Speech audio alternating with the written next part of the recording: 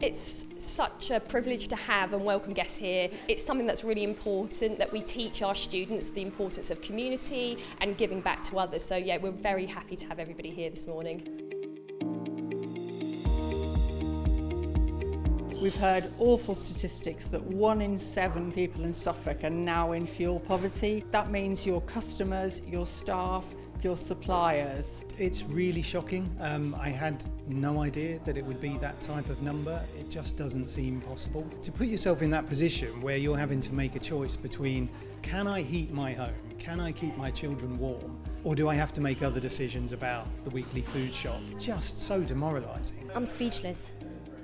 To be honest, I was thrown by the fact that I cannot believe that 1 in every 7 is suffering from poverty. It's quite shocking, isn't it, that children in this country are going hungry and going to school hungry, and families are struggling even though they're working at decent jobs. I was so shocked. Like, we understand, I'd like to think that I understand what's going on in my community, but actually the naivety of myself was really bowled over by that volume of people needing help and support. There was more students coming in, not being able to wash their uniform, not having enough food and being cold. They'd already mentioned that at home things were a little bit uncomfortable. So it's really important that we as a department support that. Hearing the discussions and the conversations that were had today really highlights the need in Suffolk, which again it's surprising when we're looking at the demographic who are affected.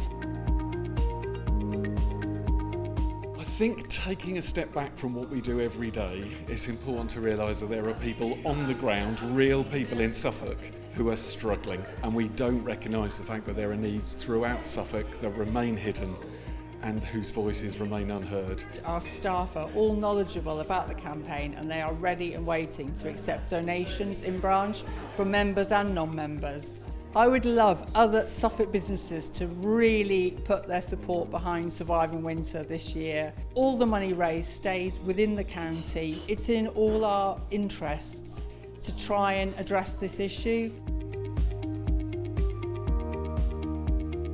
I think one of the things I really love about Surviving Winter is the symmetry of it. I love the fact that for those people who are getting a winter fuel payment, to be able to give it to people in fuel poverty. If you can possibly afford to give your winter fuel payment to the Surviving Winter campaign, I urge you to do it, knowing that it will make all the difference to the people who receive it. The Surviving Winter campaign is incredibly important for us to be able to support, and I would encourage anybody to do what they can to help.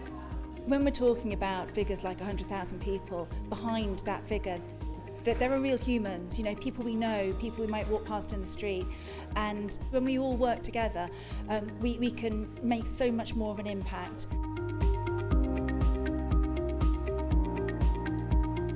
How would you feel going back home from work or going to bed at night and still think that there are people out there that are still not able to have their heating on or have hot water or have proper food on their table? If you need help, do not be afraid. Contact Citizen Advice Bureau. They're there to help you. If you are in a position to do so, then please do give to the Suffolk Surviving Winter appeal. Do you need your winter fuel payment? If not, can you donate it? Are you maybe in a position where you could donate some money? There's a lot of need out there.